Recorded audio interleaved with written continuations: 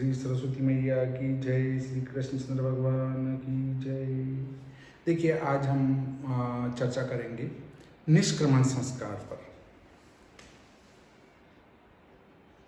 निष्क्रमण संस्कार।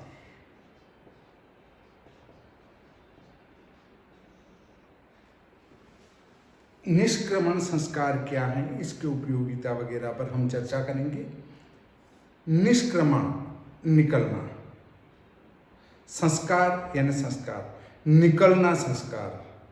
अब इसको मैं व्यवस्थित अर्थ करके बताता हूं। निष्क्रमण बाहर, कहाँ? घर से बाहर। निष्क्रमण यानी घर से बाहर निकालने का संस्कार। प्रथम बार जब बच्चे को घर से बाहर निकालते हैं तो उसे कहते हैं निष्क्रमण संस्कार। आजकल तो बच्चों का जन्म अस्पताल के अंदर होता है। अस्पताल के अंदर होते ही उनको 2 या 3 दिन में घर लाते हैं, तो वो ही उनका निष्क्रमण संस्कार हो जाता है, वो बाहर आ जाते हैं। परंतु ये वास्तविक नहीं है। यदि बच्चे का जन्म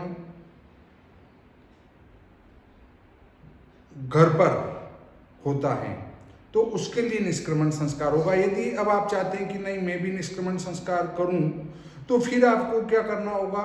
वो दिनों की गिनती वगैरह उन सब पर तो विचार नहीं कर सकते हैं, परंतु उस मुहूर्त को तो देख सकते हैं कि जिस दिन अस्पताल से घर ला रहे हैं, बच्चा बाहरी वातावरण में आ रहा है, तो उस संस्कार को तो व्यवस्थित किया जाए। तो देखिए, शिवे ते स्ताम द्यावावृति असंतापे अभिश्रियो शम ते सूर्य आतपतु संवातु ते हृदय शिवा अभिक्षरन त्वापो दिव्यापय स्वतिह। अर्थात हे बालक, तेरे निष्क्रमण काल में द्युलोक और पृथ्वीलोक कल्याणकारी सुखद एवं शोभास्पद हो। सूर्य तेरे लिए कल्याणकारी प्रकाश करे, तेरे हृदय में स्वच्छ वायु का संचार हो, गंगा यमुनादि दिव्य सरिताएं तेरे लिए निर्मल और स्वादु जल का प्रवहन करे। ऐसी मधुर कल्पना और मधुर विचारधारा, सभी के कल्याण की विचारधारा, ये सिर्फ और सिर्फ सनातन धर्मों में ही हो सकती है। अन्य धर्मों में इसकी कतई संभावना नहीं है। जियो और जीने दो, ये कल्पना सिर्फ सनातन धर्म ही करता है। देखिए, प्रार्थना एवं मनोज्ञ भावों से परिपूर्ण उपरोक्त मंत्र सृष्टि में निहित जीवन के उन तत्वों की ओर संकेत कर रहा है जिनके संबल से मनुष्य मनुष्य बनता है। इस मंत्र का महत्व उन 3-4 मास के बालक के लिए उस समय चाहे कुछ न हो, किंतु जिनके जीवन की सभी आकांक्षाएं और अभिलाषाएं उस नन्हे से बालक पर केंद्रित हैं, उन माता पिताओं के लिए ईश्वर के इन अमोघ वरदानों का कुछ कम महत्व नहीं है। इस प्रार्थनात्मक मंत्र में सार रूप से उन सब वस्तुओं का निर्देश कर दिया गया है जो मानव जीवन के लिए परमावश्यक हैं। दुर्भाग्य से संस्कृत भाषा भारतीय जनता की भाषा से इतनी दूर हो गई है कि साधारण जनता इन वैदिक मंत्रों में वर्णित अत्युपयोगी विषय को भी नहीं समझ सकती, और हर एक काम के लिए आरंभ में मंत्र पढ़ने को पादाजी का ढकोसला समझा जाता है। किंतु यह समय था जब यही मंत्र बीमार के लिए बताए गए डॉक्टर के नुस्खे से कम महत्व न रखते थे। लोगों का दैनिक जीवन व्यस्त हो चुका है कि उनको इन बातों को जानने की फुर्सत है, न आवश्यकता। छोटी छोटी तंग कोठरियों में जहाँ न सूर्य की धूप न प्रकाश, स्वच्छ वायु का नाम नहीं, विशुद्ध जल भी जहाँ बड़ी कठिनता से प्राप्त होता है, अधिकांश मध्य निम्न वर्ग के लोग अपना जीवन बिताने को बाध्य होते हैं और अंत में तपेदिक या ऐसे ही अन्य रोगों का शिकार बनकर न केवल स्वयं कष्ट भोगते हैं, किंतु अपनी भावी संतान को भी विरासत में उन रोगों के कीटाणु सौंप जाते हैं। देखिए, हमारी संस्कृत की विरासत, वैसे इस संस्कृत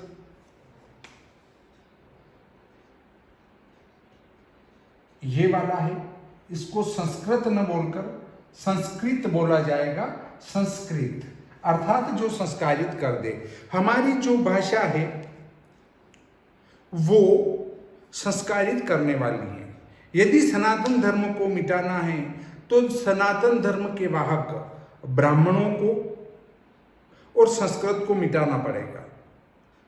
गो, गंगा, ब्राह्मण और आपकी संस्कृति ये समाप्त कर देंगे तो सनातन धर्म स्वतः नष्ट हो जाएगा। इसीलिए आजकल जो लोग हैं, अधार्मिक लोग हैं, ब्राह्मण, गोमाता और संस्कृत पर प्रहार कर रही है। संस्कृत पर प्रहार कैसे? संस्कृत पर प्रहार इस प्रकार से किया जा रहा है कि अंग्रेजी सीखो, अंग्रेजी ही सत्य है और पूरे विश्व में चलने वाली भाषा है। परंतु संस्कृत के सामने ये अंग्रेजी बहुत ही गरीब भाषा है। देखिए, CUT कट, PUT पुट, अगर यहां कट हुआ तो यहां पट क्यों नहीं हुआ, और यहां पुट हुआ तो यहां पुट क्यों नहीं हुआ? उनके पास कोई उत्तर नहीं है। उनका शब्द भंडार इतना गरीब है कि मम्मी और ग्रैंड मदर और आंटी, इन तीन के अलावा आपके पास कोई शब्द नहीं है।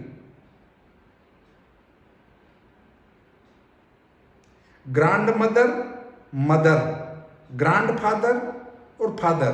फादर में ग्रैंड लगा दो तो बड़े पिताजी। उनके फादर के अलावा कोई चीज है ही नहीं। बड़ा करना है तो ग्रैंड कर दो, ग्रैंड का अर्थ होता है बड़ा, तो मदर में भी ग्रैंड लगा तो ग्रैंड मदर। ऐसे अब यदि पिताजी के छोटे भाई हैं, उनके पास कोई शब्द नहीं है, वो कहते हैं अंकल। अपने सगे काका से लगा के गांव में जितनी जनता है वो सब अंकल है और महिला आंटियां हैं या फिर सिस्टर है। ये शब्द हैं उनके पास। अब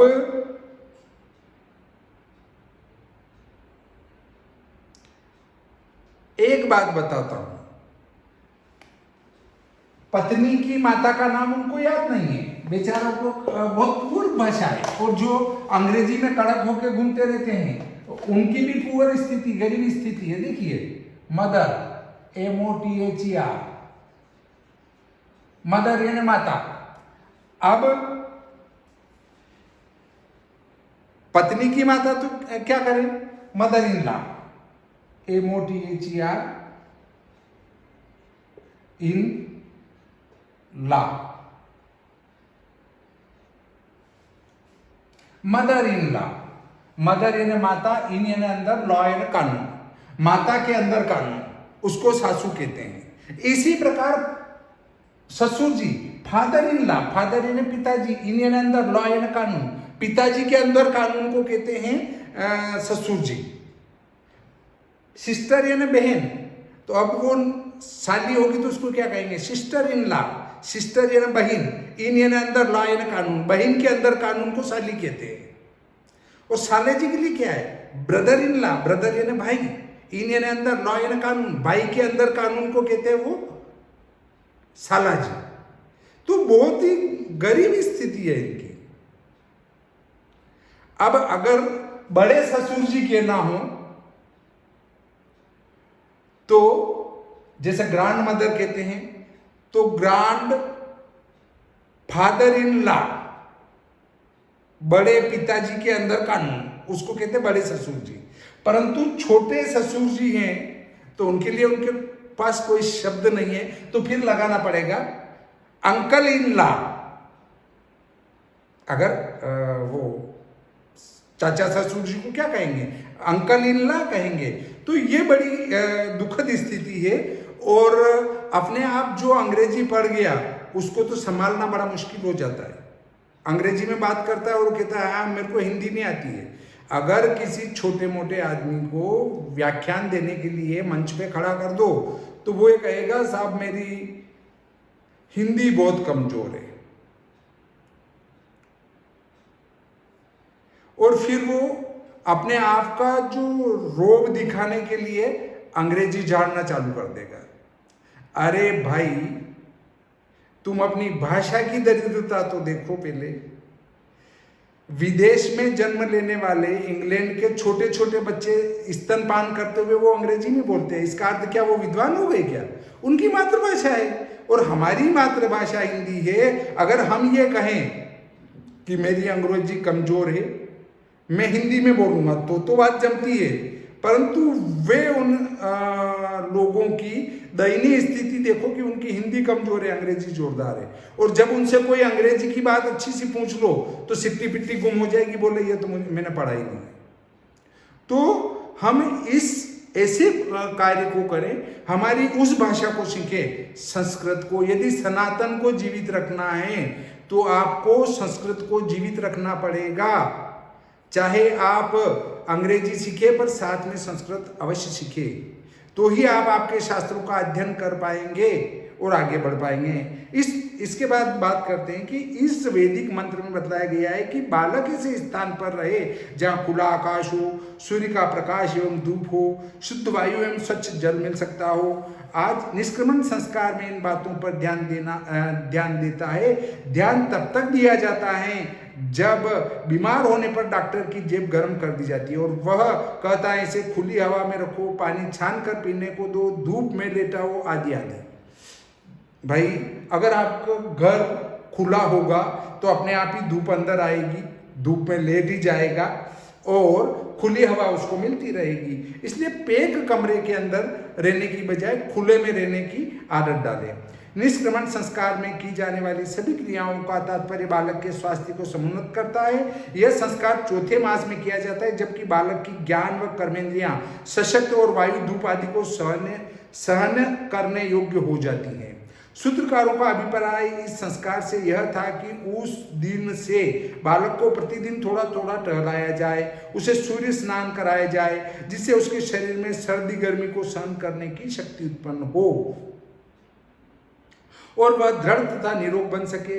इस संस्कार के रूढ़िगत नहीं किंतु उपरोक्त मुख्य उद्देश्य पर जितना अमल विदेश में होता है उतना भारत में नहीं। जब हम अंग्रेज माताओं को, छोटे छोटे बालकों को गाड़ियों में शुद्ध वायु में टहलाते देखते हैं तो संवातो वातु ते हृदय की साकार व्याख्या कानों में गूंजने लगती हैं। इस संस्कार की मुख्य क्रियाओं सूर्य प्रदर्शन, देव दर्शन एवं रात्रि में चंद्र दर्शन का अभिप्राय जगत प्राण प्रेरक सूर्य एवं मनोधिष्ठाता चंद्रमा से जीवन शक्ति की प्रार्थना के साथ साथ बालक के हृदय में प्राकृतिक पदार्थों के प्रति स्नेह उत्पन्न करना है तथा माता पिता को भी एक प्रकार की शिक्षा है कि वे बालक को घर में घोट कर न रखे किंतु उसे उन्मुक्त नभ के नीचे खुली वायु में श्वास लेने दें। इस प्रकार ये आज का निष्क्रमण संस्कार यहीं पूरा होता है।